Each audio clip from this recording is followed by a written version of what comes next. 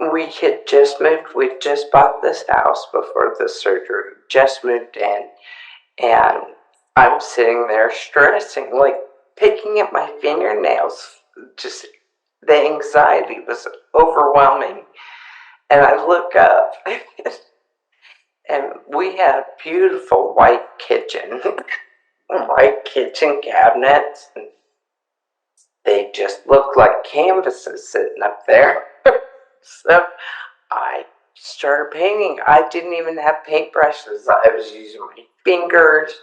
I was sticking my fingers in the little, like the little paint things with the plastic. Yeah, I'm like sticking my fingers in them. I'm painting the cabinets. And the next thing I know, I stop and I'm like, that feels better. It's a love-hate. Okay. I love the relief I get, but it still feels very compulsive. So it's just like anything else, I guess. If you were a compulsive gambler, yeah, you're gonna hate it. You love this. We're all dopamine chasers. Welcome to Stimulating Brains.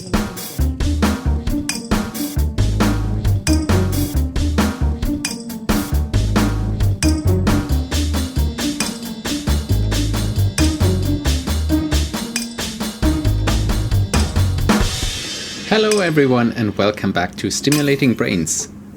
I think this episode has a high likelihood of becoming one of my favorite ever, where we talk to a pair of patient and doctor. And the patient is Niffy, who was diagnosed with early onset Parkinson's disease and underwent deep brain stimulation. And the doctor is my dear colleague here at the Brigham, Dr. Michael Stanley, who is a cognitive neurologist. And Michael was the matchmaker that connected us all together. He heard about Niffy's case in the literature and then had contacted her, had intensively studied her case and had had many meetings and conversations with her already, and had told me about her story, which is a really unique one. Essentially, suddenly after Niffy underwent deep brain stimulation, she felt the urge to paint. And she painted sometimes for hours, and at some point had a second operation where the other electrode had been implanted, and then had more control over the painting, but the painting stayed, and she has really now become an artist. You can find her on social media if you Google for the Parky artist. We also link to her profiles on the website and the show notes, and we even are able to showcase some of her artworks, which she graciously shared with us for the purpose of this podcast episode. Niffy is very intelligent, very empowered, and is capable of talking to us in a way that is super informative about what might be going on and what DBS might have done in her very particular case. So I think both Michael and I learned a lot in that conversation, and will hopefully continue to learn more from her case. And we really have to be very, very thankful for her being so open about her and for sharing this with the world and teaching us another lesson in essentially how the brain works, neurology, and deep brain stimulation. So when Michael wrote up her case in a way only he can, that piece is not published yet, he came up with a beautiful framework and a name for the case, which he called the electrical muse, with the idea that, as you will hear from Niffy as well, the urge to paint is there, and then Niffy creates a painting, but it sometimes feels like it is not even her own work, as if somebody else would have put this work into her doing. And to me, the concept of a muse that would give you the inspiration from the outside resonates a lot. And of course, in her case, it is really an electrical muse with the DBS system loosening the brakes for her to create art. So with that, I will stop spoiling more of the fun, and I will just leave you to it. And I hope you enjoy the conversation I had with Michael and Niffy as much as I did. And here we go, Stimulating Brains.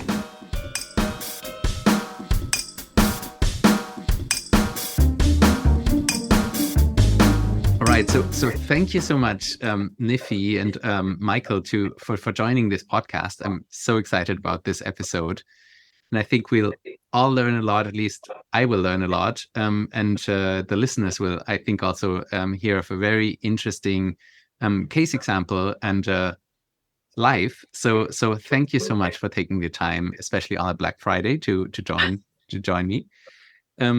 And I'll start with Niffy, and usually to break the ice in this podcast, we start with hobbies. So what do people in their free time? Can you maybe tell us a bit about yourself and maybe talk about the time before your deep brain stimulation surgery, so not about the new hobby yet? Right. My life before deep brain stimulation, my life before Parkinson's was like, it seemed like it belonged to somebody else. And honestly, I'm so wrapped up in raising my daughter and, working and trying to pay the bills that at, at that point in my life, I had really lost all of my hobbies. Everything was so, crisis driven from one moment to the next. Sure. And then I was blessed with Parkinson's. So it's kind of, I look back on a pre-Parkinson's me as though it's like watching a Lifetime movie. Interesting. And so growing up, I think we should mention this right now. As I've heard, you could not stand art class at school. Oh no, Can you talk about that? Yeah, about that relationship back then. Yeah, growing up, I was a performance artist. I was an athlete. I was constantly moving. I didn't know how to sit still. My mom painted a little bit. I think she went through her Bob Ross phase. We all went through her Bob Ross phase, I think. And I just didn't have the patience, the inclination, the time. Even coloring has always been a bane in my existence because I just I didn't care enough about keeping it in between the lines. I had no use for her. I joined the symphony and picked up playing the cello so that I could avoid fourth grade art. I really had it. It was a complete lack of understanding or interest whatsoever. Got it. And then much later in life, you have been diagnosed with Parkinson's disease. Can you tell us a bit about how that started, how the first symptoms may have started, how you maybe noticed first and how it developed? Yeah, I think a lot of us have the same origin story where somebody notices a little twitch, or for me, that's how it happened. It started back maybe 8 years before diagnosis.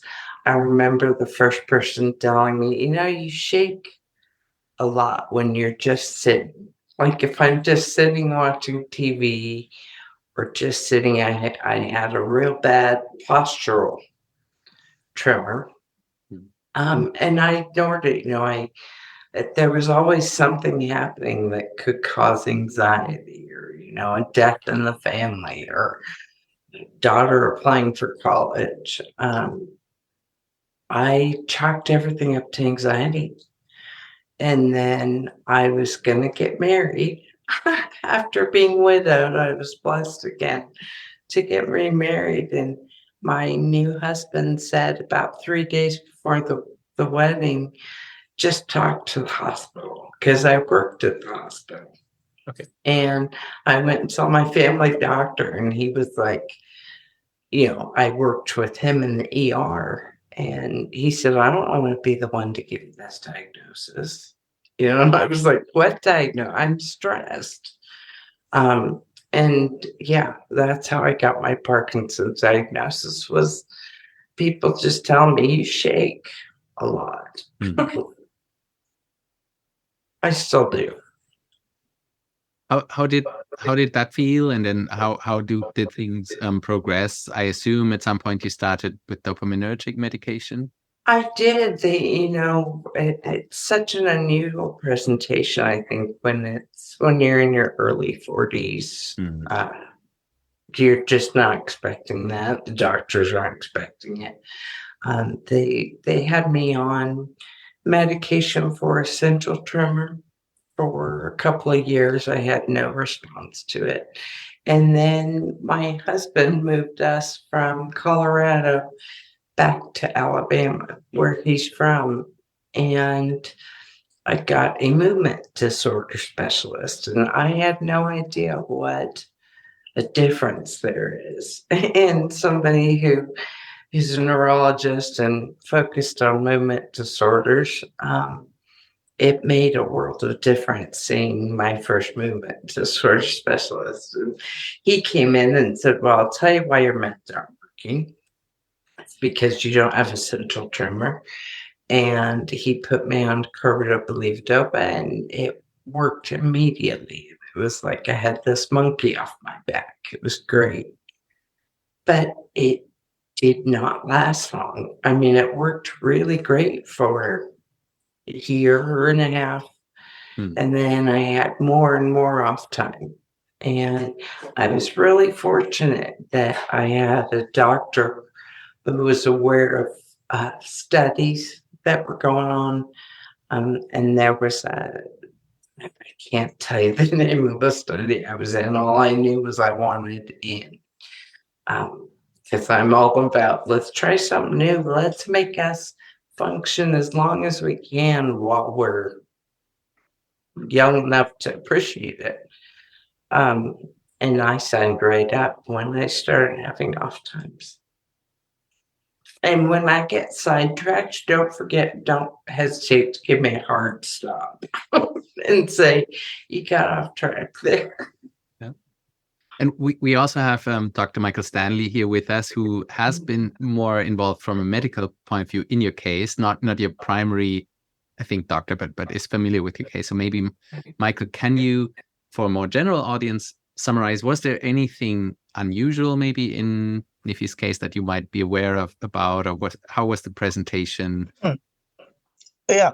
So I first actually learned of Niffy's case through the medical literature. Actually, it was a friend of mine who's a movement specialist who had seen the write-up about her, and I initially read the write-up, and the discussion was of somebody who had earlier onset Parkinson's, primarily movement, not a lot in terms of non-motor activities or symptoms. I think in discussing with Niffy some of the other features, which I don't think are directly related to her Parkinson's, but at least in that substrate, are what we might call aphantasia, or the ability to really hold vivid visual imagery in mind, and that will sort of come up later. But other than that, she had in preparation for her deep brain stimulation, rigorous examination, both of her motor skills, which were consistent with typical Parkinson's, as well as neuropsychological evaluation, because before and after we do DBS, we want to make sure that the person in question is both up for it cognitively and up for it emotionally. And Niffy was on both counts by her examination. So in many ways, there was nothing. Her abnormal was the normally abnormal of Parkinsonism. Got it. Can Niffy, can you relate to what Michael talked about with the aphantasia? Well, yeah, I'll have to ask him again, because he has taught me so much more about myself than I ever knew. What is ability to see visually? I have mental imagery. Yeah, I have never had that. So you were not really great at imagining vividly. Nothing. Yeah, I couldn't.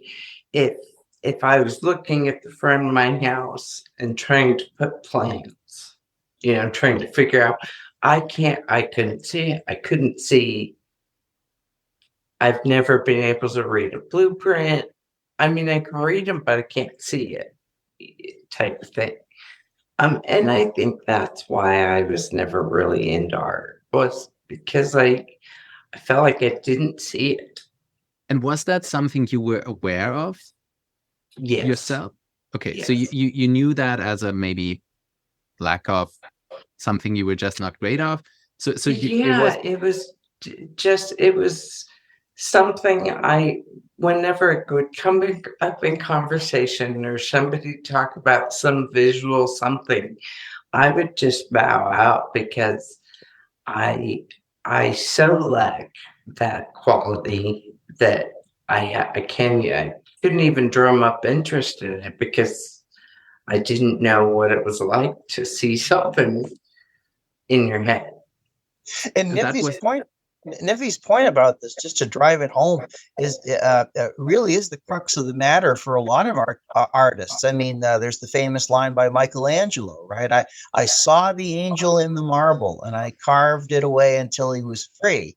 Means you have to see what this block could be, the visual, Right. what it might be, and how you're going to sculpt or shape that.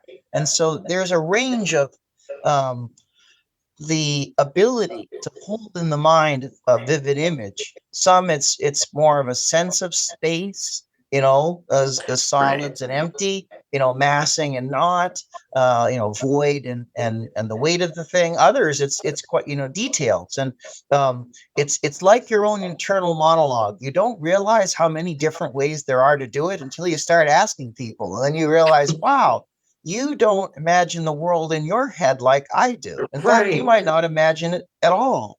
Right. So, yeah. Does chocolate even taste like chocolate to you? yeah, you're asking kind of that nth degree, which is sort of this interesting in between space where there are there's abstractions, there's perceptions, and then there's these in between zones. How yellow is yellow, right? How red And is red. I have to be honest, I still feel very much in the I can't see it camp. Yeah. Even though I created it. we can talk about that, how things change, but just to clarify, this state of maybe not being able to mentalize and imagine, that had been with you all your life, even as a kid. Yes. Yeah. Okay. All right. So and then at some point, as in most patients, unfortunately, as you said, dopaminergic medication was not enough anymore. You had apparently many off phases. Yes. You then heard about the brain stimulation, apparently via a study. How was that like for you, the decision to say, okay, let's try brain surgery? How did your family react maybe? Were you scared at all? Or, how you seem like a let's go for it kind of person. Yeah, that's kind of a characteristic of me. It kind of went really, really quick.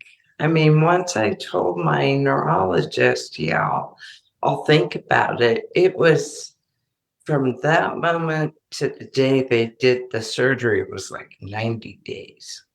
Okay. It was like, I said, yes, I'd be interested. And then they called me in for a day of testing, which was kind of fun. They put these little sticker things all over me. I felt like a transformer. Mm-hmm.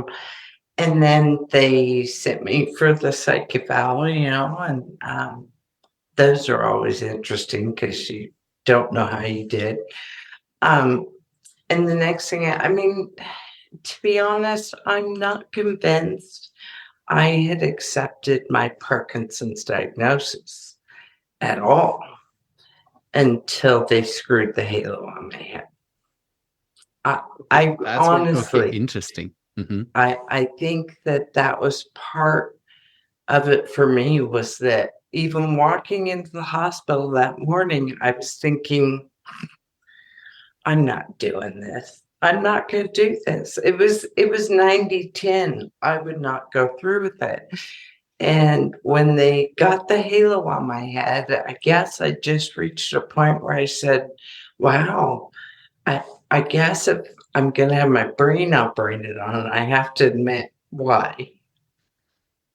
And so that whole morning was a very big morning for me because up until that point, I don't think I had even really accepted Interesting. that. And can I ask, was it an awake surgery or? Yes. Okay. It was an awake surgery, and I am the most, for someone who can't envision things, I'm the most squeamish person on the planet. I mean, I can't, if there's a movie that plays a heartbeat, you gotta turn the volume down. Okay. I can't lay my head on my husband's chest when I can hear his heart because it just freaks me out. So, so it wasn't a weight brain surgery, and I guess maybe that was it. Was I figured if I'm going in, I'm going to do this. I guess I have to admit it's real. Hmm. Yeah.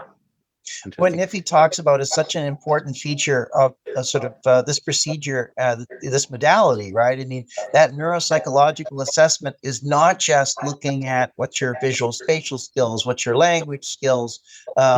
It's also an assessment of a person's psychiatric wherewithal, their ability to kind of say, wow, what is going to happen? What does it mean? What are the ramifications of this? So that, because it's a big step. It's a lot bigger than I had considered. I mean, to me, it was just, yeah. And Michael, you would say this could be a case of the aphantasia as well, that essentially not imagining enough or not imagining what would happen, or no. I just mean from a more general standpoint of things are easy to intellectualize. You can say, oh, there's a procedure and we put these little electrodes in, and you go, oh, an electrode. I have a sense of what an electrode is. Oh, I have a head. I have a sense of what a head is. It's very different, sort of, as Niffy mentioned, not until the actual halo is on that you're like, wow, this is real for me. That's why, although again, very safe procedure, very well trod path, you only do it once, maybe twice, right? The person self. So it is a big step for them.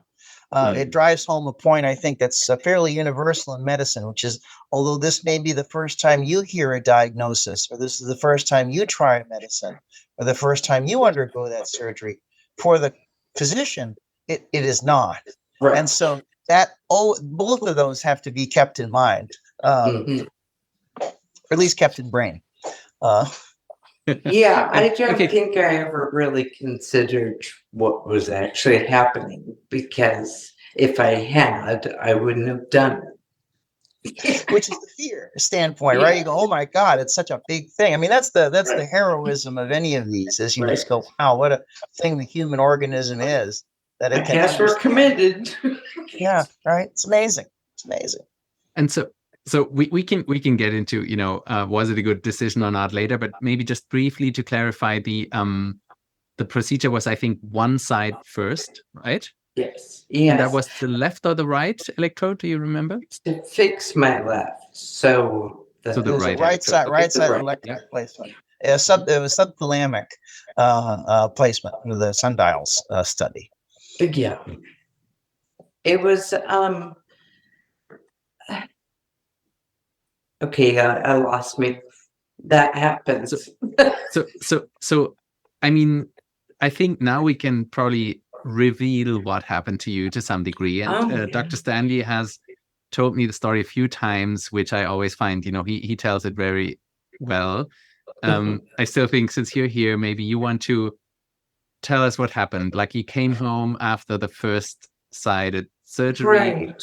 What happened? Right. I came home and didn't have, you can't do a lot. You're not supposed to drive or do that kind of thing. And my husband had to work, and I don't have any family here. So I'm sitting around the house. I'm anxious. I'm just anxiety. I feel like I'm bent up because one, the surgery itself made my Parkinson symptoms feel better. Um, but I was cooped up and I was so anxious. I just felt like I needed to purge. It it was overwhelming. I had to paint. You had to It paint. still makes me laugh because me saying I have to paint. I no, It was that's not. specific to paint. It was not It was. I was like, singing, or it was really no, about painting. I've got to paint, and I'm looking through the house, and I have some old paints of my daughter's from when she was in high school that I didn't have any paper, nothing. We had just moved. We just bought this house before the surgery. Just moved in, and I'm sitting there stressing, like picking at my fingernails. Just the anxiety was overwhelming. And I look up, and we had a beautiful white kitchen, white kitchen cabinets. They just looked like canvases sitting up there. So I started painting. I didn't even have paintbrushes. I was using my fingers. I was sticking my fingers in the little, like the little paint things with the Oval. plastic. Yeah. I'm like sticking my fingers in them. I'm painting the cabinets. And the next thing I know, I stop and I'm like, that feels better. And I look up and there is not a white part of that kitchen. I've got a black and hot pink cow printed cabinet. I've got I've got a cabinet with a moon and a waterfall scene, and it was. I had gone for about 6.5 hours. You painted all the cabinets. I painted the entire kitchen. Every cabinet had its own design. And I felt so much better, like, I can sleep. And my husband came home from work. I didn't say anything. I just sat there, and he walks in and walks through the kitchen. He puts all his stuff down. 20 minutes go by and he finally comes and sits in his chair and he says, I like what you did at the kitchen. Like what you've done with the place. Amazing. That's a good husband. Let me tell you. Yeah, he's like, kitchen looks great. I was like, oh, thank God. Oh, I'm sorry. I'll figure out how to wipe it up tomorrow. No, that kitchen is still painted that way. And That's great. yeah, but that anxiety, that buildup of it was like I felt like a racehorse, and somebody was stomping on me, not letting me run. And as soon as I put something wet in my fingers or a paintbrush, it was like I could just let it all out, and it never stopped. Amazing. And so Michael, when you tell the story, you often quote Umberto Eco about yes. creativity. Well, so there's a couple phrases that Niffy uses that I think are they're part of the art history and the psychology of the art history. This need to purge, right? Or this sense of the racehorse being pent up, that there's a feeling of like release, and then how good you feel afterwards, right? I mean, Aristotle called that catharsis, right? I mean, that's what a cathartic episode is. It literally means to purge. Is actually what See, I learned something all the time. Now, what Umberto Eco, a great semiologist and a great author, was asked once. He was asked, "What does the creative impulse feel like?" Umberto, what does it feel like to have this creativity? And he goes, he says, "It feels like the need to piss." That's the yes. And and it's right? gotta go now. Right? This like I got to do this. There's something, and it's I'm at the brink, right? And if we think about that, I love that. that's exactly what Niffy's talking about, and I think it's a fairly universal feeling among many people that are creative of this. At some point, something just hits, and you're like, "Oh, I've got to do this now." It's an urge incontinence of the aesthetic sort. Yeah, I say it's I've got to now. Like whatever I have to say, it's got to be said now. That's how it feels. I've got to. To me, it's got a foreign aspect to it. It still doesn't feel like it's coming from me. So like Niffy, like early on, you were talking. I remember you telling me about. So this is like day one, 6 hours, and then the next day comes, and then what happens on the next day? Well, and then I went and way overspent because I was shocked at the cost of paint. I thought, how do people do this as a hobby? I mean, I went to the hobby store. I'd never been in one. And I'm like, I can't afford this. I can't afford my new compulsion. Gambling was cheaper. Yeah. Hey, my husband just peeked in at me. Hi, babe. Yeah, gambling was cheaper. He'll verify that. No, I ended up at the store, and because I don't know art. I've never done it. I don't know what I need. So, I'm a big fan of bin stores where you're like digging through stuff. But that's where I get most of my supplies because I'll pick something out and be like, that would be cool to pour paint through. I don't know what it is. It's probably a car part. But for me, all of a sudden, everything I see is visual. Every time I look down, I'm like, what would something look like poured through that? I mean, these are questions that it'll make you feel insane because you're not used to seeing the world that way. The other thing that I remember you mentioning while you still had the right side only placed was about the kind of the drive to paint, but not necessarily knowing what it was going to be. Oh no. Yeah. And that was kind of that kind of goes back to that. I still have the aphantasia. I do think I just like that word because a lot of the times, or well, 90%, that's like I said, I never sit down to paint something. I sit down with a feeling, like my colors, and Oh, could you explain that to Andy? That different colors. I think that's so fascinating. Can you explain for how you me, discovered it that? it kind of just evolved this way where, for me, it's not about deciding when I'm going to paint. It's I sit down and I see my days in color. Like Dr. Seuss wrote a book, My Many Colored Days. It's a kid's board book, favorite book ever. And in it, he talks about the different colored days, like on a gray day, everything is gray. I watch, but nothing moves today.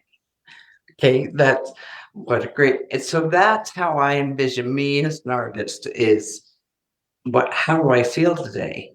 Today I feel yellow. I'm happy. We're probably gonna get flowers. We may get a Volkswagen. I'm feeling sunflowers. Who knows? But at the end, I am always just as surprised as if somebody had like knocked on my door and set the canvas outside. You know, like, oh, it's an eagle. So Niffy, so many things to unpack. I think one thing that the listeners might not have heard yet, you have become an artist since then, right? Because we're in the storyline, we're still in the like first days. Right. As I think we could, because as we could conclude now, you really, this has become a major hobby of yours, or even, you know, more than a hobby. And then what you just said, I found very interesting, that even you know, only after you're done with the painting, you kind of realize what you painted. Is that describe it correctly? And you also said it does not feel like yours. No. Michael, sorry. So when I came home from brain surgery, it was before the GPS was activated. When was not active. This, so it was the actual just the placement. Yeah, the placement that woke me up. And when they activated it, I want to say it felt, when my DBS got activated, then it felt like it kicked into overdrive. The need to constantly paint. I would miss doctor's appointments. I would miss birthday parties because art and painting. Interestingly, when I had the other side done, it feels more on purpose. Okay. If that makes sense. Yeah, could you explain to Andy, like, you've got Symbolism 101 or symbol? Yeah, it's one of my favorite pieces. Product. And explain how that one feels different, or how that one came to be in a way that the right side didn't. Right. The one, like Symbolism 101, it's one of my favorites because all of my favorite pieces are what I call my insomnia pieces. It's the things that keep me up at night. A painting you painted in the early days, and it's called that way, Symbolism 101. And it was, I guess it's been about a year and a half, 2 years since I did it. Okay. And I couldn't sleep, insomnia, and I have a 5x7. One of those, when your kid does, you scratch it and it reveals the silver underneath. Scratch cards with a little wood stick. And I was like, I wonder how many symbols I could draw on this 5x7. And I said, I wonder how many I know. And I spent the evening going through my childhood, a lot of Southwestern Native American symbolism in my childhood. And as I'm drawing this, and I ended up squeezing 101 symbols that I pulled out of my head. I guess that's why I'm proud of it, because I know that came from me. And I squeezed them all. It's 101 symbols on this little tiny card. It's personal because each one of those symbols has a memory attached to it. Yeah. Or lots of memories. Yeah. It is such an important point. So if we just step back and we think about the art piece that's made, so we have a small piece of art. It's black, a negative space, could be filled with anything. Like, well, Niffy talks about having a black day. I remember when she mentioned that it's not that it's sad or forlorn or dark. It's that it's filled with possibility. It's an empty space to be used. So now she's putting symbols, and she realizes that on this small space, she's able to cram 101 symbols. Now, there's a theory. Ernst Gombrich, who was a phenomenal art historian, very interested in the psychology of art and style, he brought up the fact that there had been a prevailing theory called the horror vacui, the fear of the empty space. Yep. Oh, and I had that. right? Like this space has to be filled.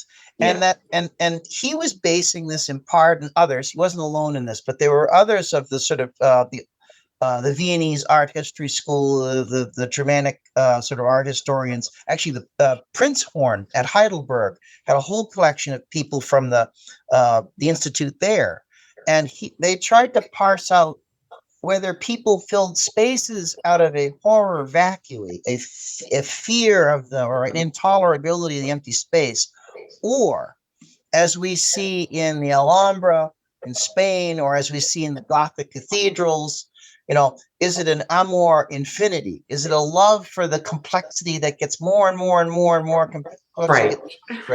And there was an argument about whether compulsive behaviors tended to fill spaces versus did they tend to create intricacies, as opposed to what had been some prevailing theories in the 19th century around schizophrenia being more of a so there's always this back and forth. It feels schizophrenic. So it's just an intriguing thing that she had, but she had control. I guess what I found so amazing about Niffy's Symbolism 101 was she felt like she was the one behind it. It was, although there was a motivation, it wasn't as left on her front door as the other ones feel. Yeah, it was more of a, I wonder how much I have in me to pour. The other how much is in there to pour out. To explore another kind of motion and emotion related thing, what I found in Niffy's chalk drawings. So Niffy works in a number of medium. Painting is one of them, but she also does these beautiful dream-like chalk drawings. They're very soft and delicate. And I asked her about what's it like. How do you know that's the day? And I was wondering, Niffy, if you could explain what a chalk drawing feels like. How do you do it? What's it different? I like chalk days because chalk days are acceptance days. They're okay. I can't draw a straight line today,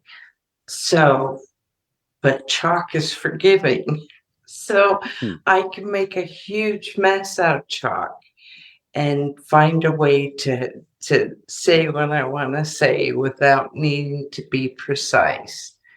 And chalk is generous. Those are my chalk drawings. They fill me with a good feeling, like they're gentle, they're soft.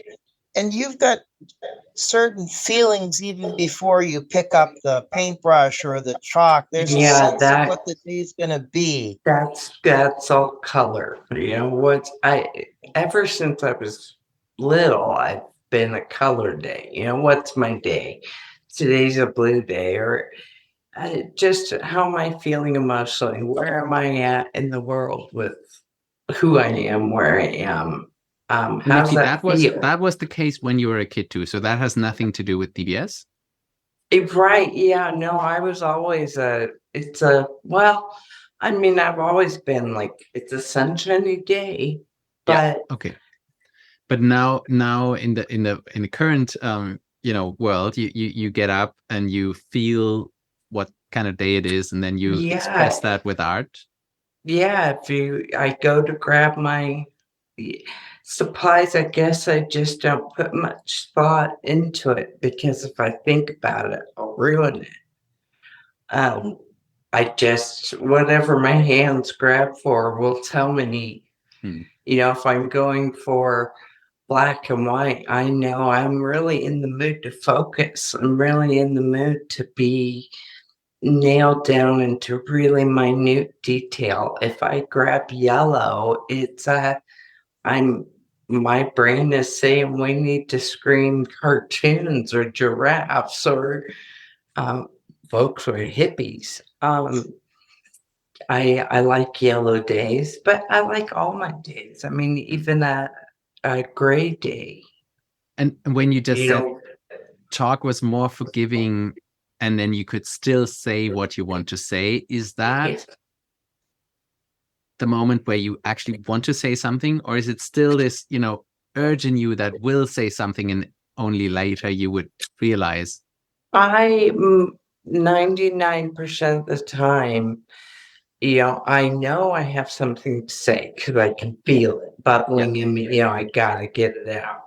But is it concrete? Put this out. Is it a concrete thing you want to say, or is it more? No, I have indirect? no idea what. It's like talking to me in this. I have no idea what I want to say, but I'll get to it. Sometimes I may finish a piece and 2 days later go back and go, I still don't know what that is. I do. And sometimes it's those pieces that people are like, there's so much in this. Gotta read. I'm like, I see nothing. I don't know what it is. So I know it's me speaking through my art. I feel the anxiety and the compulsion to do it. I don't know if that's art.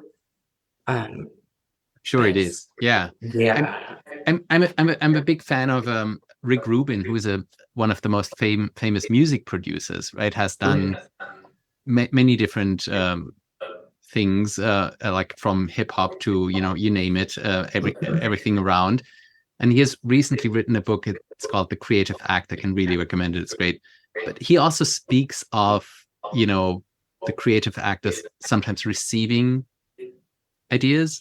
So that's his. I think it's just a model. It's he's not superstitious or so, but he would I think express the way of creative flow of rather it doesn't really seem to come from inside for him either. Does that resonate with you? Very much. Yeah. There's I did a piece called it's just an eagle head. And I started in pen with a ballpoint pen and ended up, I didn't know where it was going. 3/4 of the way I went, oh, it's a bird. Okay. But I knew I needed highlighter. I didn't have any, so I grabbed the whiteout. I made that eagle with whiteout, a highlighter, and a ballpoint pen. And so clearly, I knew what I wanted. It's like there's a conversation in my brain that I'm not a part of. And as long as I let myself just go with it, whatever I'm grabbing and doing, it'll show up eventually. I can't, if I sit down with intent to draw something specific, I can't draw. And I want to circle back one more time to the left and right electrodes, like the two that came in.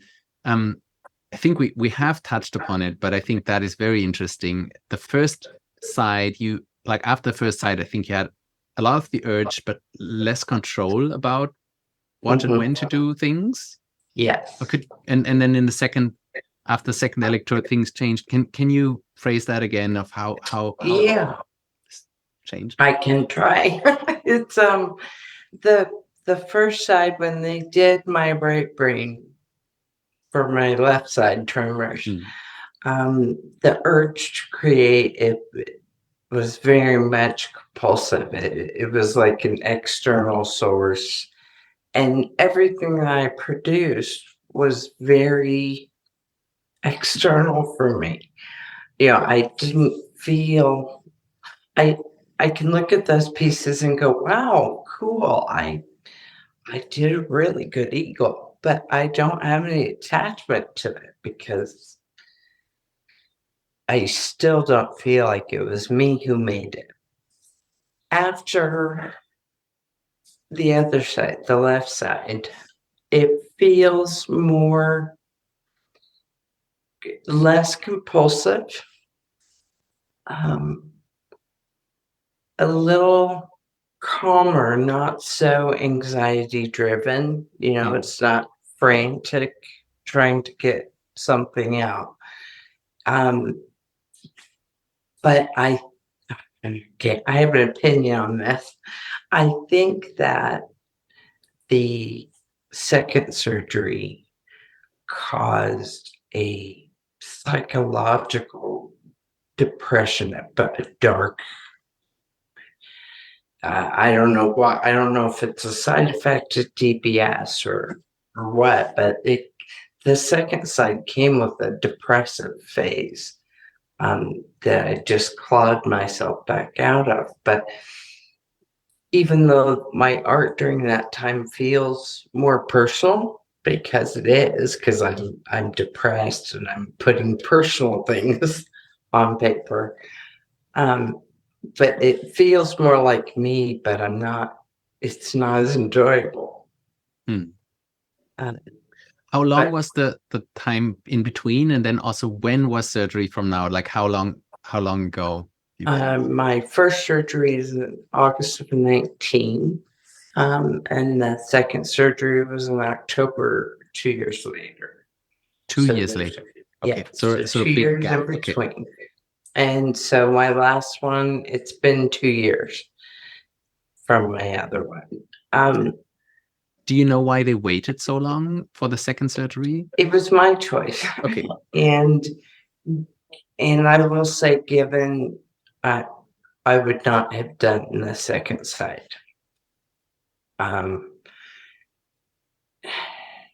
When I first had it done, I was like, no, I'll never put myself through that again. And then the tremor started on the right. Yeah. And I'm right-handed, and I thought, well, that was stupid. Why did you fix the side you don't need? And so it took me 2 years to get to where I was willing to do it again. The second surgery is why you may not be able to hear it, but to me, it's extremely difficult to speak. I have to put so much energy into getting my mouth to form the right word. And that's directly tied to that second side. I would take the mania over the speech and the depression any time.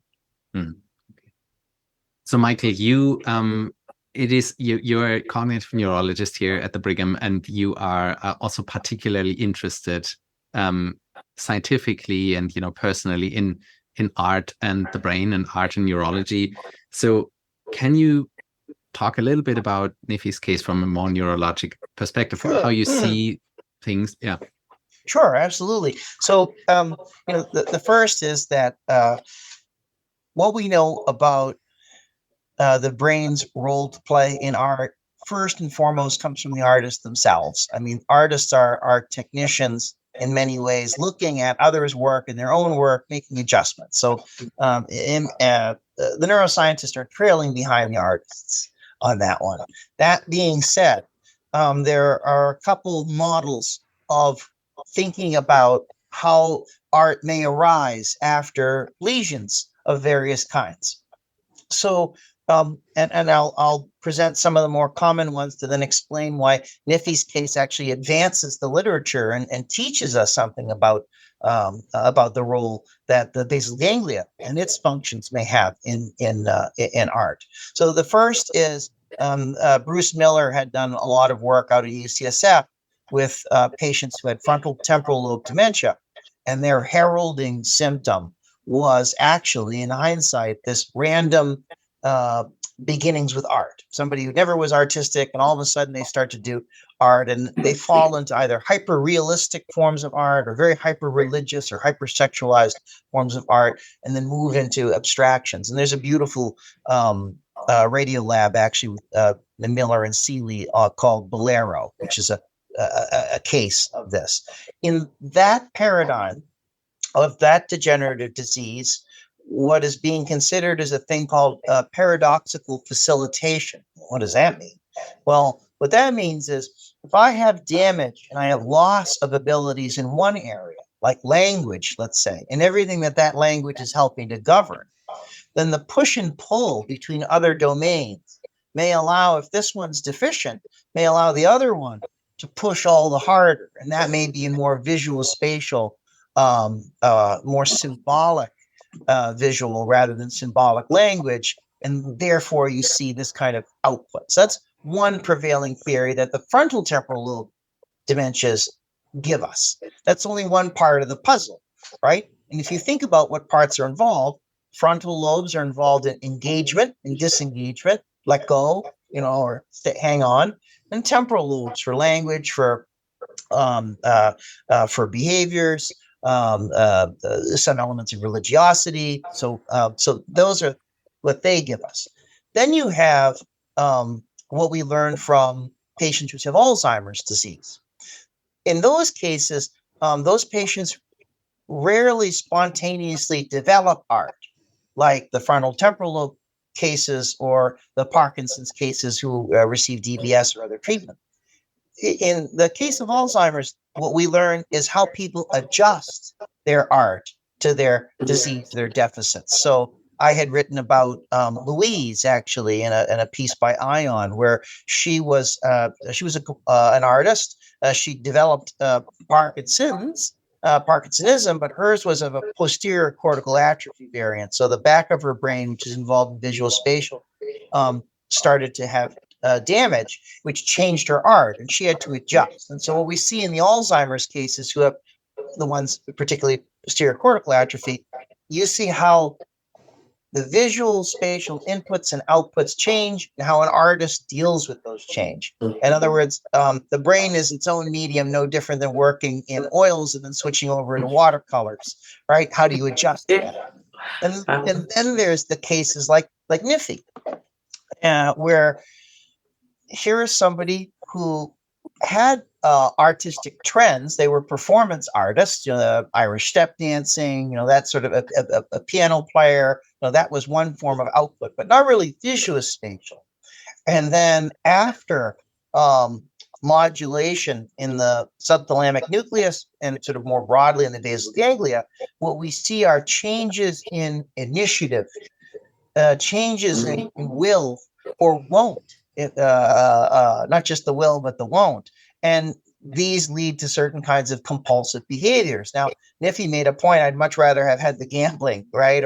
And that's one of these sort of ICDs, or one of these compulsive problems. There's gambling, there's hypersexuality, there's other elements of that, buying sprees. But then the question is to say, but why art for Niffy, right? Because and why painting even? Right? Why very specifically painting? Why the urge was tied to this idea? And that to me is so intriguing. And that's actually the instead of the bleeding edge of the knife, it's the wet edge of the paintbrush. Why is it in these diseases and their treatments, whether it's Parkinson's and its compulsive behaviors, whether it's tics or Tourette's, where there's a physical feeling but an idea or an action? Why in obsessive compulsive disorder? There is this, again, all of these have an emotion and emotion component, a physical and an experiential or ideational quality that are linked. And that makes sense from what we've learned by some of our neurological ancestors, like Mesalom, talking about which parts of the brain communicate to each other. Who's doing the handoff, right, between the outer world and the inner world, or the inner world and the outer world. Now, what's particularly interesting, and I'll pause because I'm starting to prattle and I know it, is where the sense of agency comes in, right? That it's, I know that I'm doing it, but I also don't feel like it's mine. That ownership question that's the thorny problem. That's what's so cool, because you don't have to be somebody who gets DBS or somebody who gets ropinirole to develop that feeling. You ask many artists, many musicians, many painters, many writers, and it's the same thing. They go, I don't know where it came from. Or there's that line from Bob Dylan. They asked Bob Dylan about one of his early songs. He goes, I don't know the man who wrote that song. Exactly. Yes. I don't know who painted that. So these are not, Niffy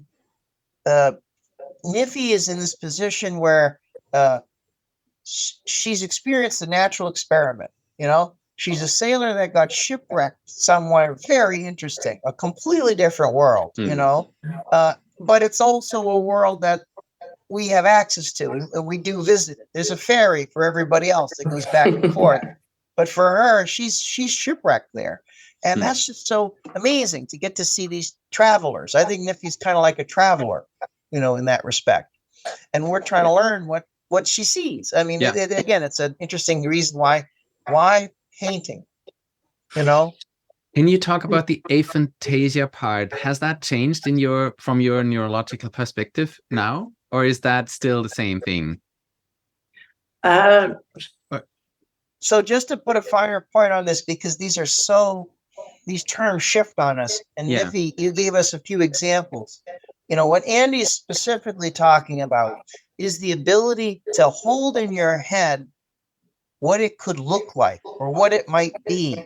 The imagination as if it were film, or imagination as if it were photograph, not necessarily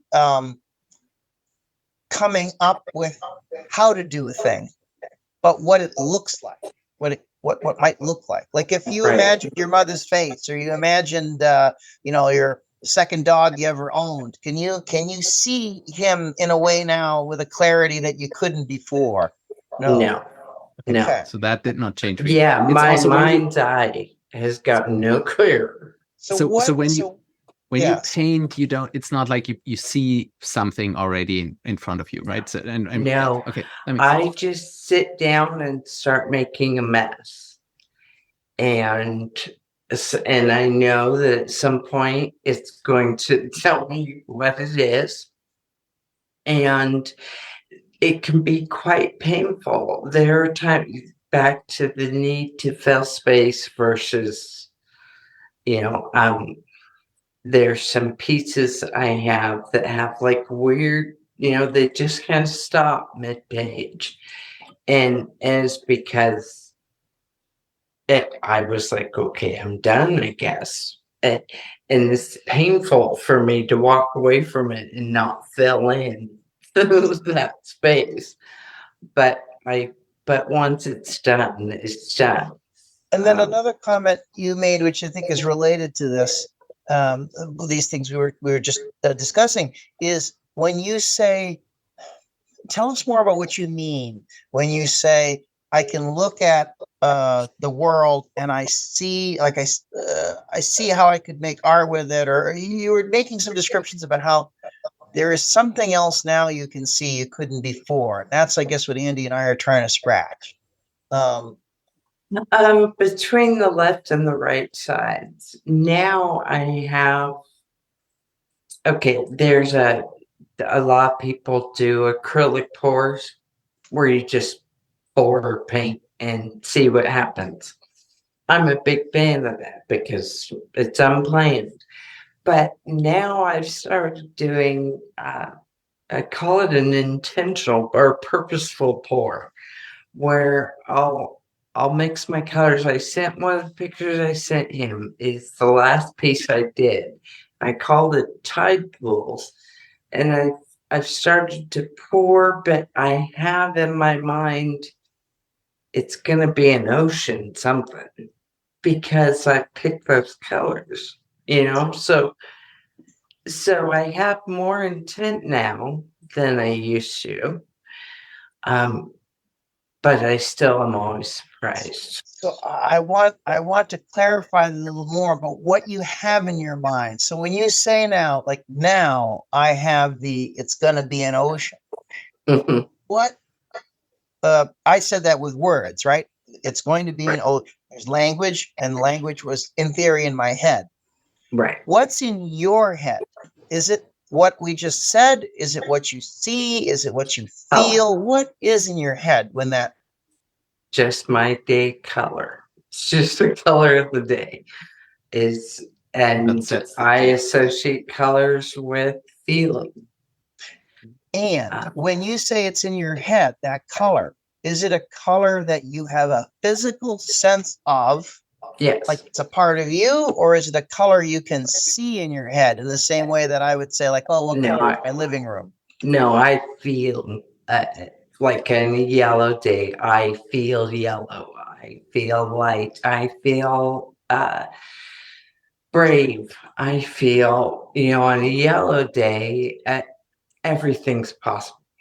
So anything I paint could be, you could have flying pigs. Who knows? It's imagination. A red day is see, those are the days that I actually don't prefer. Red days are like you're working through stuff in your head. You can feel, when you really have something you're trying to process, you really have something important you got to take care of and you don't want to do it. That's a red day. So I see, if I close my eyes right now, today is cream. It's a warm, fuzzy, cool fall day cream. Maybe some oranges go in there. Even though it's Black Friday, remember? Right, Black. but I I'm just feel joking. the color. Yeah, Yeah, so yeah, it's definitely physical. Can I ask Niffy, just to paint the picture a bit more, how these urges come? How often do you paint these days? How much can you maybe control it? Is it every day? Is it 5 times a day, or is it? Yeah, it's not nearly when this all started, it was, it could be 24, 36 hours straight. Oh. Until I'm done. Now it's definitely a choice. I'm gonna pick today. It it may hit me at 11 o'clock at night where I get out of bed and go, oh, I guess I'm painting. so it's so very compulsive, but not as exhausting, I guess. I don't feel the frantic need to do it. And now I'm like, okay, I know I can paint. We'll paint later. And then how much would you say is it burdensome to have this in your life, and how much does it also help you, or is even a nice hobby that you enjoy? It's a love-hate. Okay. I love the relief I get, but it still feels very compulsive. So it's just like anything else, I guess. If you were a compulsive gambler, you're gonna hate it. You love this, and we're all dopamine chasing. That's all. That's all we're doing. To ask you, if you could wish it away and it were gone, right? You wouldn't paint anymore. That would not be great, right? No, I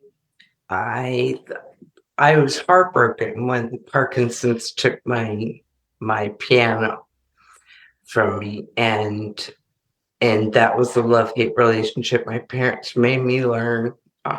It wasn't until later that I realized how much joy I got from it. I can't dance anymore, and I thought I didn't know there was another way to find that outlet, because art was never an option or consideration. Now that I know I can speak or experience that through different means, now I'm open to anything. I'm like, let's try knitting. Because that's something that came to my mind when you talked about the red days, where you said these are the days where you have to work something out. You feel you have something inside of you, and that there it seemed like it could even be therapeutic and help you understand yourself and so. Oh yeah, I've learned that I have so much. I said, or I think as humans we need to be heard, but I think even more so we need to say as humans, and it doesn't matter how you say it.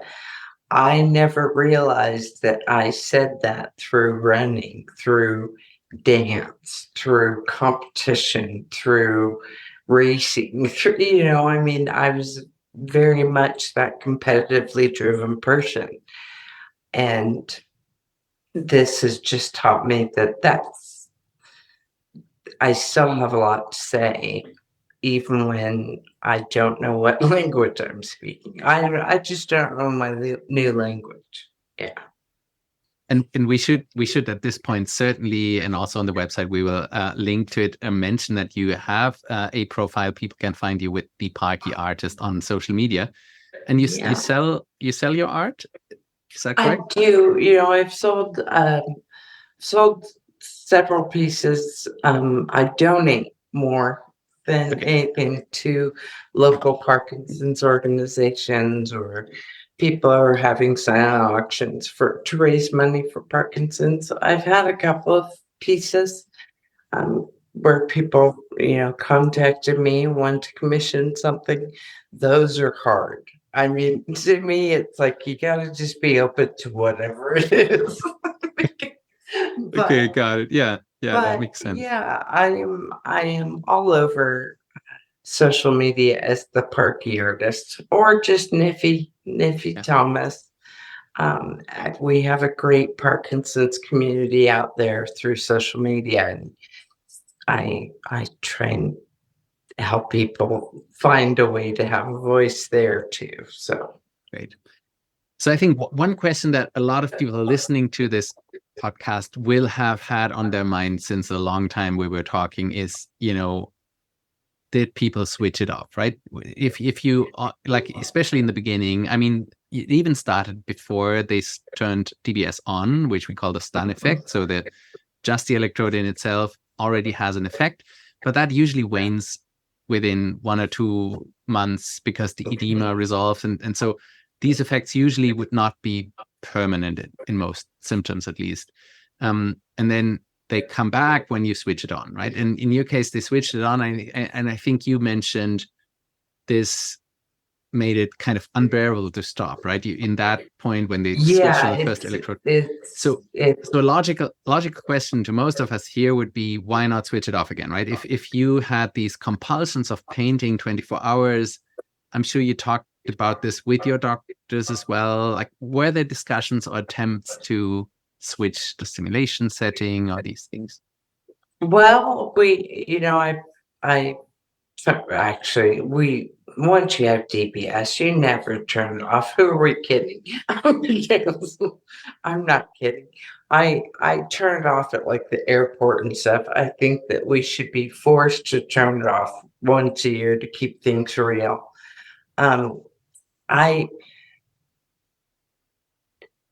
As compulsive as it feels, it's also it's like a hug at the same time, because I don't have my piano or my dancing or a way to express myself that way, but it gave me a paintbrush.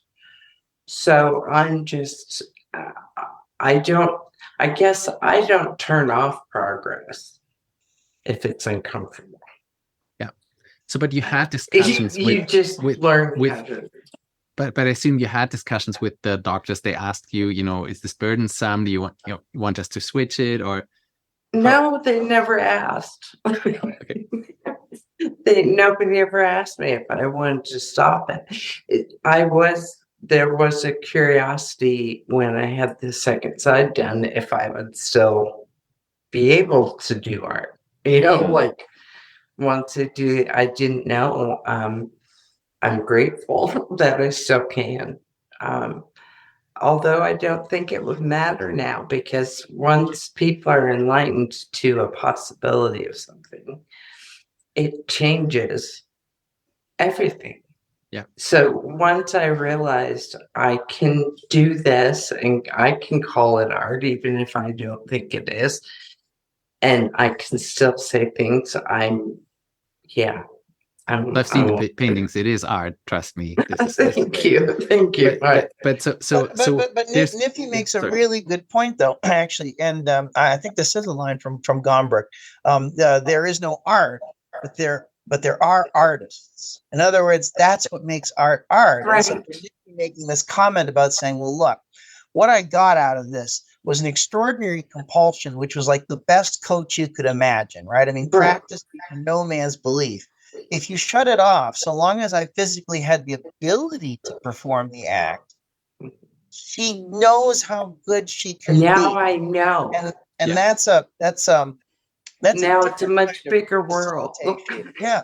Yeah. It's a You have different kind of proof you can do it. Yeah. Yeah. It showed you the door Yeah. in a way, right? And it made you, Yeah. as I think, Michael, you said, it made you do it, right? It taught you that Yes. you had to practice in a way. Yeah. Right. Just like my parents made me take piano. Mm. Yeah. My Which is compulsion made me do this, and yeah, so I wouldn't take it back. she's right on the line of this old classical theory from and Plato has a dialogue that's called Ion, and he's talking with the poet Ion, a bard, about where does the music come from, and he goes, well, look, you've got the divine, which is like a big magnet, charge, and then there's an iron ring, and the charge goes through that, right, like a magnet to an iron ring, and then then the poet holds on to that. Well, then what's the artist to the poet? You go, well, that's another ring. So the charge is there, but it gets smaller and smaller the further you are away. But this suggests two things. One, that there's a drawing, right? That there's that kind of energy, or what Niffy's talking about in the drive, the frantic nature, the ecstasy, if you will, of The literally bliss. outside of yourself, ecstatic, right? And even the ideas, to some extent, Niffy's talking about, like, I don't know what it is until I recognize it. But what I would then say is, I'd say it is that power of recognition that is Niffy's. Like, she's painting along, and sure, something there. There's a conversation she's not privy to. Almost no different than how someone with a split brain phenomenon might have a conversation. One lobe's not privy to the other. But what makes Niffy an artist is not the compulsive behavior, but the recognition of what you do with it. I think that's the magic. Right. Goes, oh, this is going to be an eagle. Oh, now how do I make it an eagle? I think that's really where the art and the neuroscience come together beautifully in Niffy's story.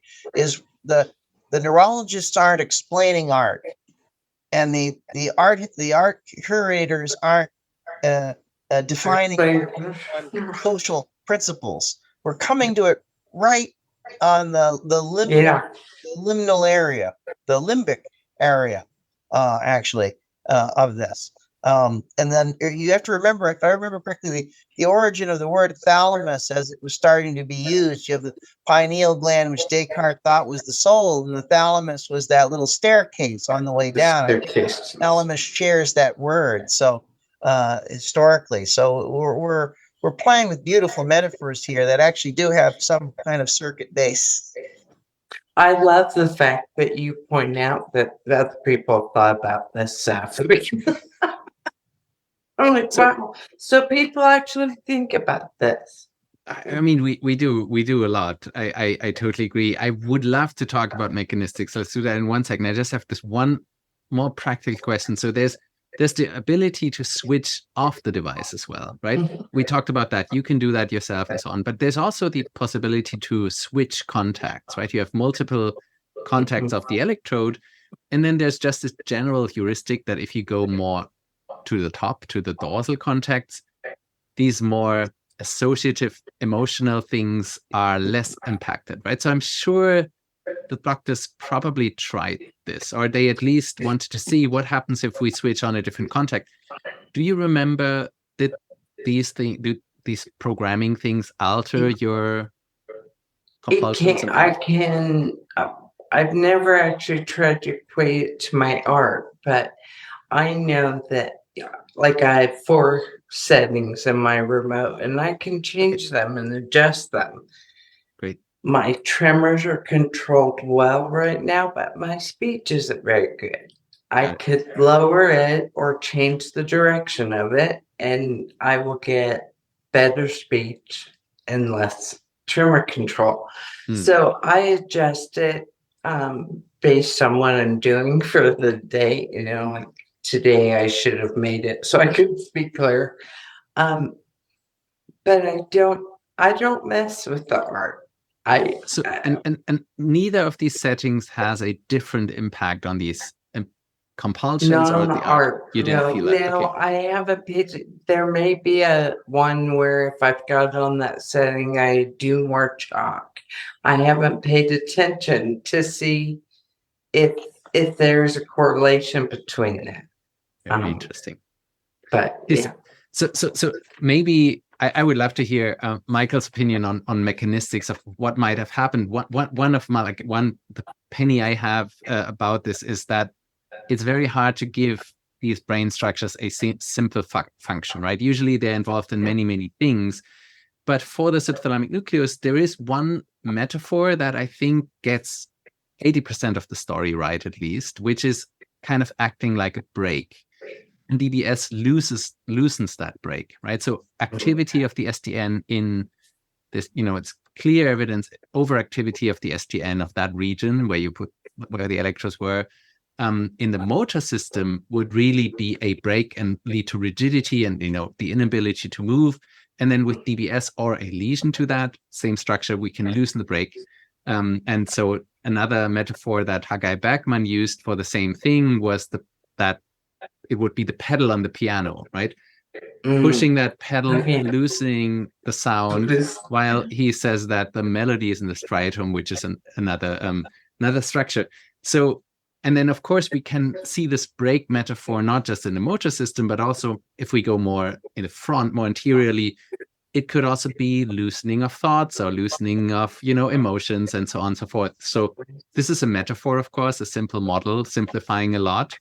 Brain is complex, but maybe along these lines or opposed to these lines, Michael, how do you see things? Do you have any concept in your head? I mean, the model seems to fit very well on the notion of what happens if I take the brakes off, right? I mean, that's sort of the descriptions that Niffy's given us are, early on when it was released for hours or days, and it was at a point in which other salient factors, other possible rewards, like going to the doctor, going to a birthday party, getting something to eat for dinner, were just gone. They right. So the release is one option. Now you could say, but it was not release across all elements of life, right? Not everything became compulsive and every action and every thought. So there must be some part that either was stimulated or inhibited that led to this more visuospatial or constructive feature. And that's where I would love to be able to get the settings and the MRI and work with, you, Andy, on actually being able to say, what are the fields that were affected and how they might line up? Because that's sort of the next step for Niffy to help teach us is, where is the electric muse? That's where I want to know. Right. Where is the electric muse? Because for all we know, it's two iron rings down. It's not the subthalamic nucleus itself. It's something it's affecting. That's affecting the visual, as opposed to her just being a gambler or just being a bug squisher. Right? She could have had a desire to just squish bugs in the garden all day and just have been the tri-state champion of that, but she wasn't. Right? So that's one element that we don't have yet explained by the model that you describe of, if it's just a break, why not everything went off the rails? Sure. The second is a model that's put forward by Paul Krack. Paul actually has had done several exhibitions, and I'll send you, Niffy, the PDF he sent me recently of a number of patients over his time working with them who have had DBS and either were artists and their art changed or became artists. Cool. For his cohort of patients, what he found was the artistic sweet spot was DBS on or lesion made and still at the same amount of carbidopa levodopa. So I haven't changed mine. And that's what's different. So he found that it was almost like too much of this, and then as the sentiment decreased over time, you then saw a wane in these artistic behaviors or change. So it's almost like a surfeit, or if we think of DBS as having a certain amount of levodopa equivalence, you could say, well, is it that I was overdoing it? And then eventually, as I wean a person off, that's just going down. So that would be another mechanistic model that would help explain this phenomenon of the compulsion and the release, but not the art for somebody without an artistic predisposition, unless you go with the color days as an artistic phenomenon. But everybody lives their life with metaphors like that. So they don't all become artists. It's a very intriguing thing. So yeah, those would be the two mechanisms. Alice Flaherty's book, The Midnight Disease. Alice is a movement doctor at the Mass General, who has written about her own experiences with hypergraphia and a number. She's a movement doctor, so she talks about that in Parkinson's disease. The disease itself really isn't one that's going to give you artistic phenomenon because of the low dopamine and the lack of too much of a break. So it tends to be the treatments that we give. But she would be another person with a lot of wonderful insights in this. It's amazing to me that any of this is possible. I mean, and I'm grateful that I live in a time where I can participate in it, because it's really cool. Yeah. No, I mean, there are astronauts and then there are aesthetic nauts, right? And you're in that category. We tweaked something and we sent you off, and you've come back telling us about this experience. And then guys like me or Andy and others, Anjan Chatterjee, Gabby Starr, Margaret Livingston, the list goes on, of these people who are trying to get the messages back from you and say, well, how does this relate to what we know about the brains here on Earth? Right. And my responses are so fluid because it's a fluid situation. So that's another thing, Andy, I would drive home, and for listeners, is we are very lucky in that the particular model organism we're dealing with, somebody with Parkinson's disease who has a discrete entity with a discrete treatment, other faculties are intact. She can tell us what the experience is like in a way that there are so many other examples of where art and neurodiversity intersect. And because of that person's particular deficits, they can't articulate why they see the world the way they do or create the world that they do. But Niffy can. And so that's really, I'm trying to. We're so lucky to talk to you. Absolutely. Well, Niffy, you made that comment to me. I'll never forget it. I thought it was one of the most powerful things I've ever heard, that the frantic nature of what happens when you are painting sometimes is like, I've got to get it all out before I run out of time. Yeah, I say that all the time. I've got to get it out on paper before I'm not me anymore. Right. And that's the me in this moment. Yeah. Got to get it out before, because 2 seconds from now, I'm not the same me. Interesting. Yeah. Which is, I think, true of all of us, but she's just feeling it in a way that we don't, I mean, it's absolutely right. You briefly touched upon gambling, Niffy. Did you gamble? Do you gamble? Anything in that direction? Can I ask? If this is too private, of course. So no. I can. When I first got my movement disorder specialist, he put me on. It was an R named dopamine. Rotigotine or Ropinerol? Maybe. No, Rotigotine is what I'm on now. That's the new girl. Ropinerol. Mm-hmm. I went crazy. I mean, if Amazon was not parked outside my door, then furniture delivery companies were moving. It's unbelievable. I will say it's very similar feeling. That is very similar to the whole start of the art thing, where you just, you're shopping or gambling or whatever, chasing that dopamine. And as you're doing it, you're like, I shouldn't be doing this. It doesn't. But you're doing it anyways. That's kind of how my art felt, but without the negative repercussions. Yeah. Interesting.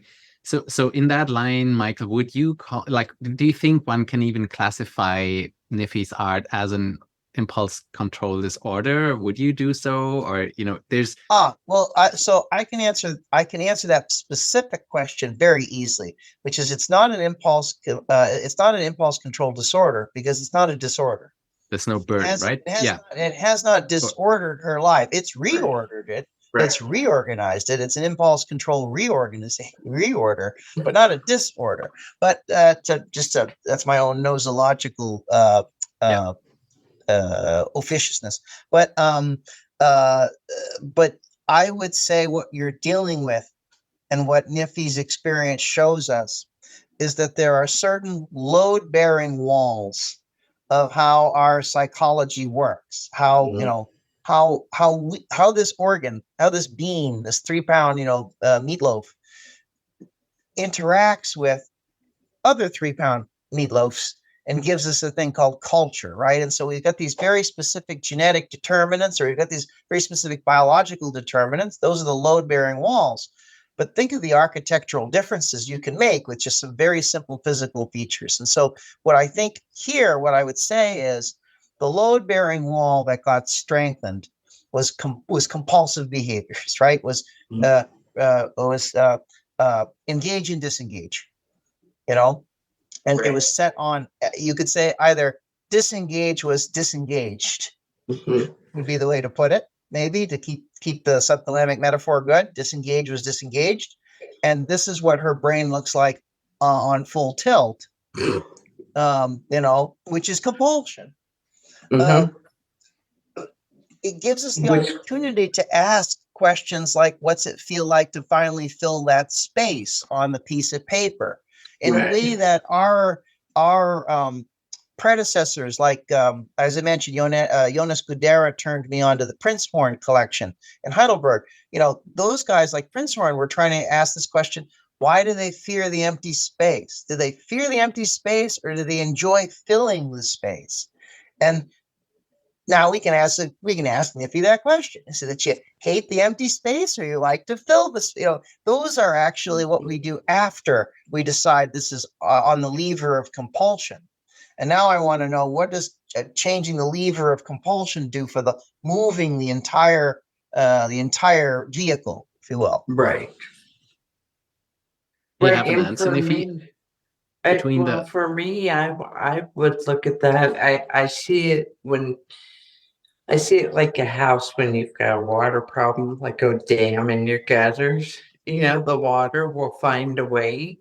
Water will find a way to keep going, and whatever's behind the compulsion, the creativity, it's like it's just found another way. I think it was probably always in me. I've probably always had these things to say. I just expressed it in a different language. And I woke up one day with a new language that I didn't know. Like I just woke up fluent in Russian. Yeah. Well, but I didn't understand what I was saying. To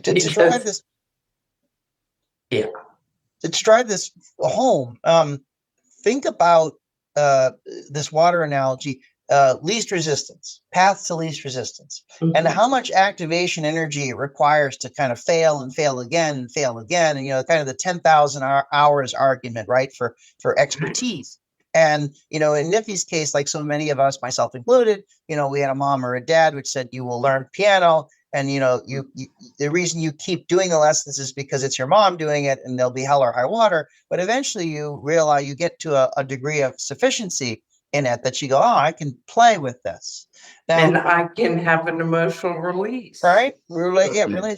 But Niffy didn't have that with art, because either she didn't have that kind of coach or surveillance, or didn't have that kind of inspiration. In other words, there wasn't somebody in her life where you went, oh my God, this is who I want to be, and so I'll suffer through it. So for her, the phenomenon more generally, which one could consider an ICD, just by nature of it being compulsion. How I look at this in terms of the operations, how the kind of box and arrow plot would be that led her to what she's got, is this compulsion allowed her to say no to so many other salient features, and those became distractors.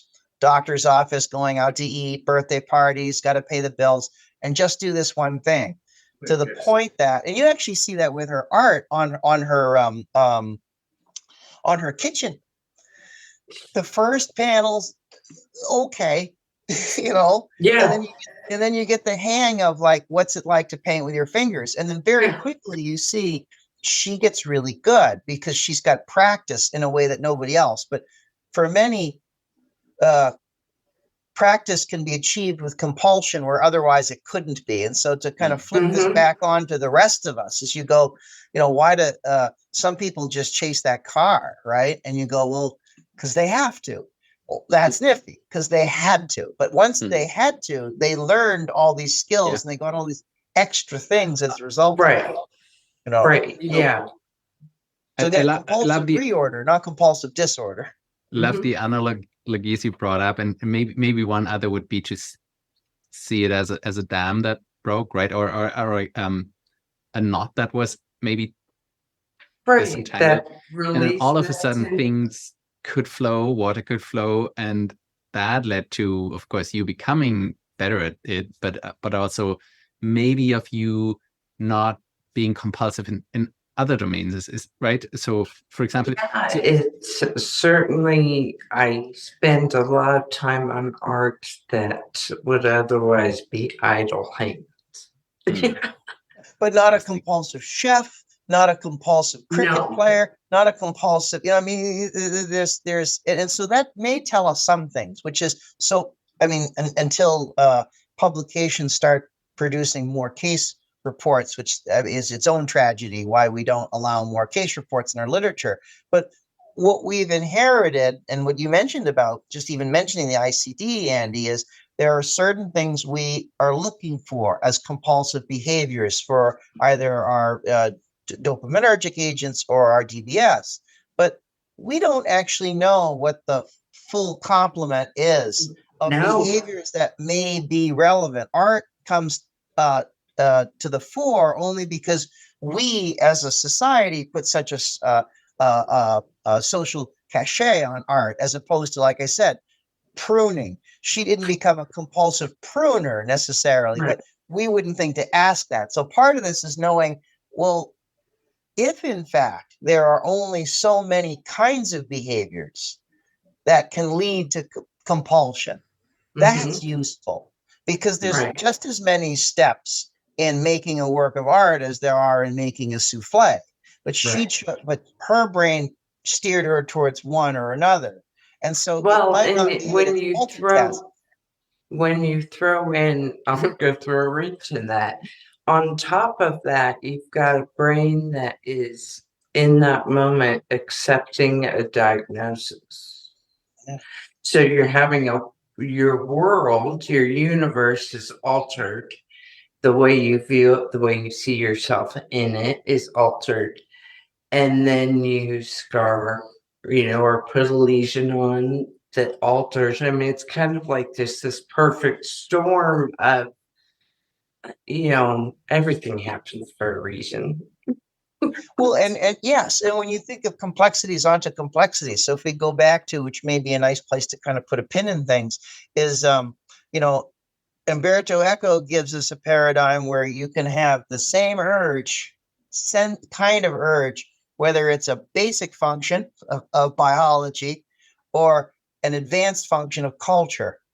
And the fact that there is a feeling and an idea that are linked in both of those, and that we know, I guess I'd put it this way, is there a feeling automatically for the release of the brake or the dam having a broken or the tie?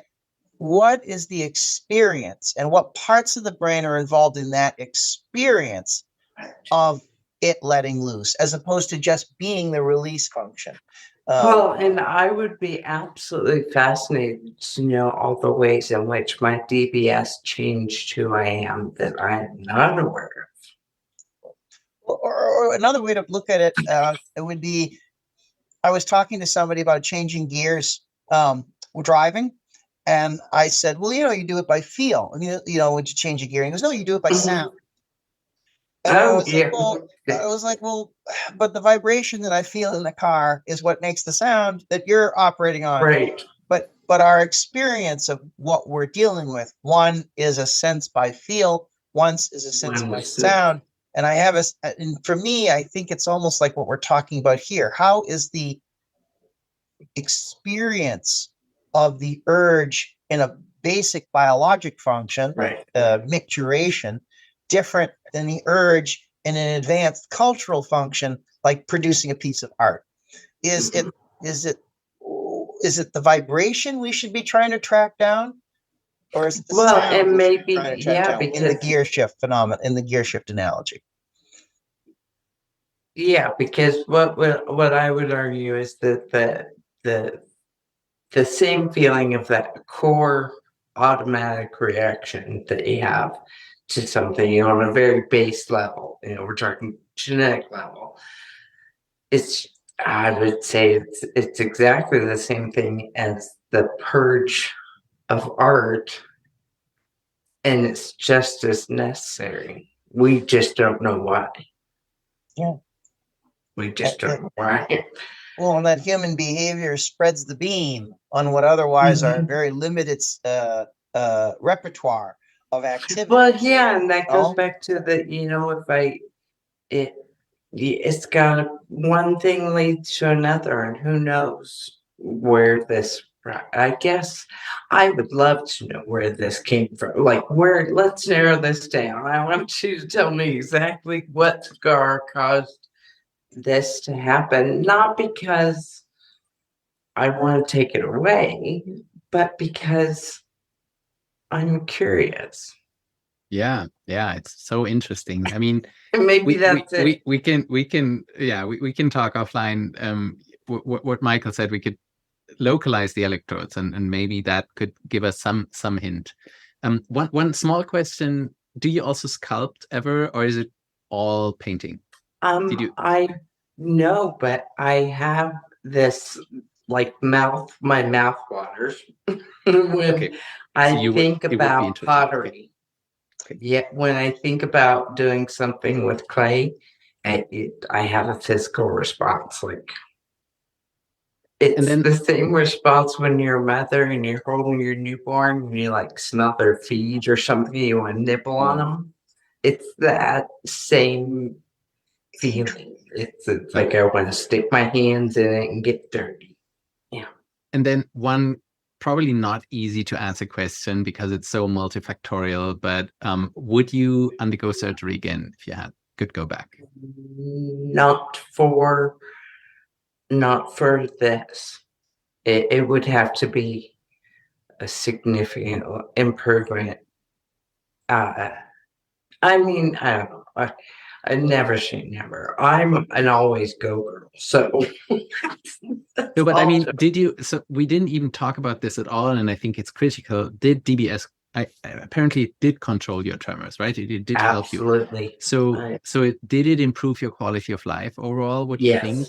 Oh yes. Okay, but still you're saying if you could go back, you would not do it again? I would not do the second side. Not the second side. And was that because of the depression, or what? Yeah. What was the and so I don't know, why my speech really limited how much I can get it, how much I go out, how much I put myself out there. Because there are days where I'm very difficult to understand. And yeah, I don't know, is it environmental? Is it the DBS? Is it just post-COVID? Did you ever try to switch off only the right electrode? I have The second not, electrode. and Sorry, I know the left. I mean, so. I know there's a way. I haven't gone in there and done that. I try not to play with it because Yeah.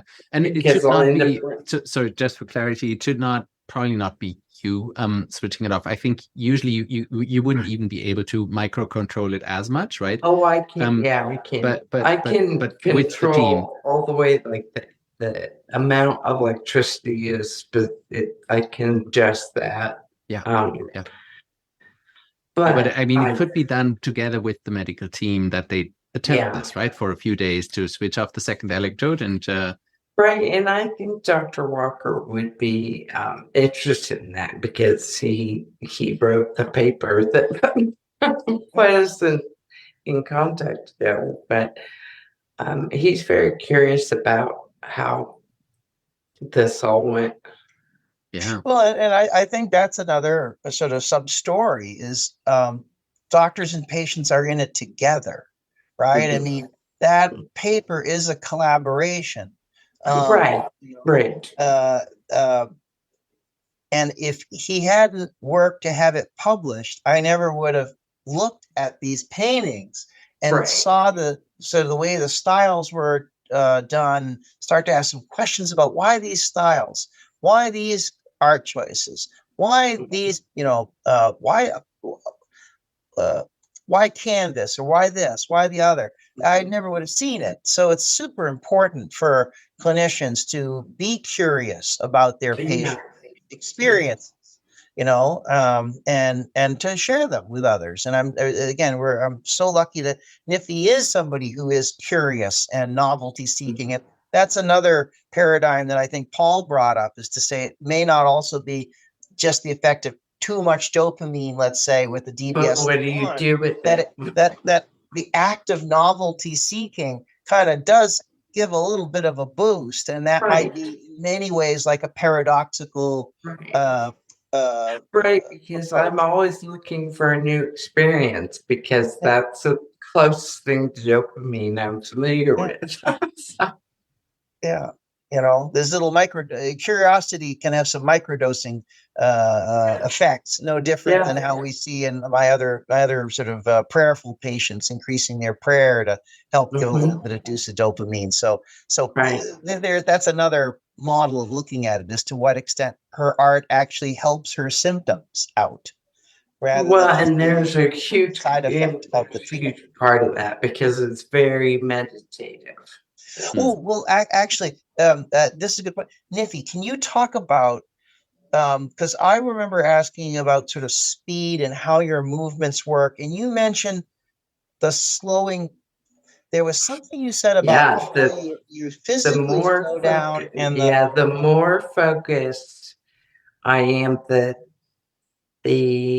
more difficult whatever I'm doing, like my line art, where I just it's lines. I become so hyper focused that I stop shaking. It's like when I'm doing art, it's like the only time I don't feel like I have Parkinson. Interesting. Even with the DBS, because for me, the DBS is very much an external thing. And I know that's a whole different topic. I feel like it's separate from me. But yeah, I don't.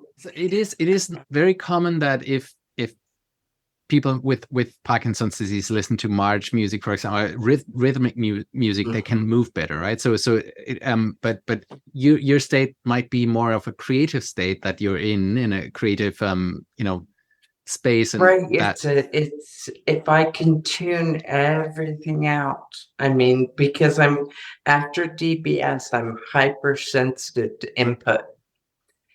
Whether it be visual, audio, if you mix them together, I'm like watching TV, I can listen to TV, but I can't watch it and listen at the same time. It's too much. It's too much noise. So the focus on a really difficult piece it's just all the noise goes away. The noise of the DBS, GPS has noise to it, if you ask me.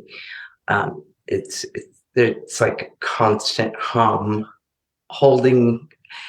keeping you from doing what you want to do. Your body wants to shake and go crazy, and the DBS is kind of holding your neck saying, no, we're not going to let you do that. So it's got a sound to it. I can get away from all of that, and it's just me and it's me in that thought in that moment, and it's pristine, I guess. It sounds Beautiful. weird. No, that's But beautiful. that's what I saw in her art. I mean, that word pristine that she used is like there's a particular piece where it's like, how did you make that? And she was describing this like incredible focusing down Calm. and calmness, and that the calmness in the head and the calmness in the hand sort of unite to give you these very simple, perfect, pristine strokes. And you as the beholder kind of go, wow, I feel it. And that leads to its own thing of sort of like Right. what David And when I'm Friedberg's doing work. those, I mean, I don't even breathe. Because if I breathe, it's too much noise for me to keep that moment of pristine quiet, I guess. Interesting. And so you described the humming and the noise.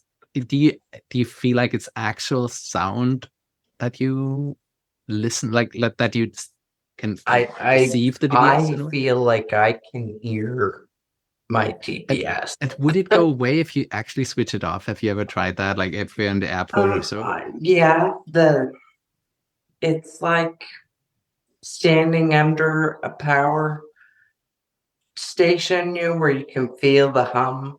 Okay. From the electric, you can feel it. Interesting. To me, it's like that when I'm underwater, when my ears are underwater. Now, I don't, even without DBS, without carbidopa, but without anything, if I'm floating, I have no tremor. Well, so I like to float in the bathtub because you're weightless and I have no symptoms. But after the DBS, underwater, I can hear it. I can hear the electrical from my chest into my brain pulsating. Yeah. And then Michael has come up with, when he first heard about your story, has come up with the beautiful term of the electrical muse, where DBS would be your muse, with bringing you to art essentially, which I think is a masterstroke of a term. And you also said that you feel it's not part of you, right? It is a separate entity. So that would fit a muse, right? And many artists have had muses, right? Yours might be the DBS system. How do you think about that? Would that resonate with how it feels like that it is? Yeah, that resonates. It's very muse-like, I guess. Sometimes I wonder what my muse was thinking. But it's definite external for me. It's like my DBS is like I'm wearing a stethoscope. My DBS is just a tool I've been given to do whatever it is I'm going to do. Yeah. Great.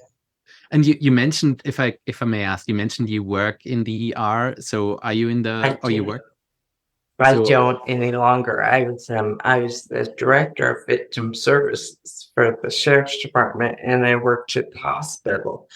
And I had the stress of being a victim advocate and helping people through what is the most traumatic time of their lives.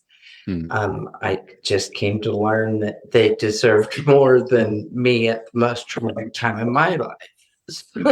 So I gave that up because of how much it amplified my symptoms. But I miss my hospital work. Imagine. We've been talking a lot. I want to be mindful of your time, but any other thoughts you may have that we did not cover, both Michael and Niffy?